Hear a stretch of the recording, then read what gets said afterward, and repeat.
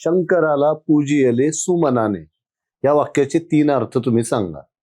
शंकराला फुलांनी शंकराचं पूजन केलं, शंकराला सुमन नावाच्या मुलीनी पूजन केलं, आणि तिसरं म्हणजे शंकराला चांगल्या मनाने शंकराचं पूजन केलं. शाळेमध्ये जायला 1 तास, शाळेतून घरी यायला 1 तास, शाळेमधले 6-7 तास, घरी आल्यानंतर आईच्या आवडीचा 1 ग्लास, वडिलांच्या आवडीचा 1 ग्लास, बाईंनी दिलेला 12 गृहपाठ, या त्याच्या जीवनशैलीमध्ये वाचन आणि खेळाला कुठेही स्थान नाही.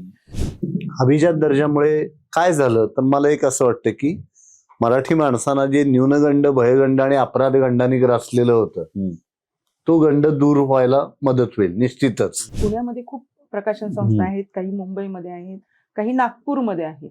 पण तुम्ही जर भंडारा, गडचिरोली, वर्धा, मुक्तम हे जर तुम्ही बघितलं, जालना, परभणी, अकोला वगैरे, तर इथं एकही पुस्तकांचं दुकान तुम्हाला मिळत नाही. तर अटक ते कटक साम्राज्य साताऱ्यानं जे निर्माण केलं, म्हणजे स्वराज्याचं पुनर्निर्माण करण्याचं काम थोरल्या शाहू महाराजांनी केलं. पण इतिहास फक्त तलवार चालवणाऱ्यांनाच लक्षात ठेवतो की आपली एकच मराठी भाषा, मराठी महाराष्ट्राचा जो धर्म आहे की जो राज्य विस्तारासाठी देशभर गेलाय.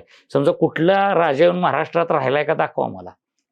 तुम्ही महाराष्ट्रात, तुम्ही बडोद्याला गेला, मराठी राजा आहे. माजी शिंदे तिकडच्या भागातले आहेत, अगदी होळकर, सगळे महाराष्ट्रातनं गेलेले आहेत.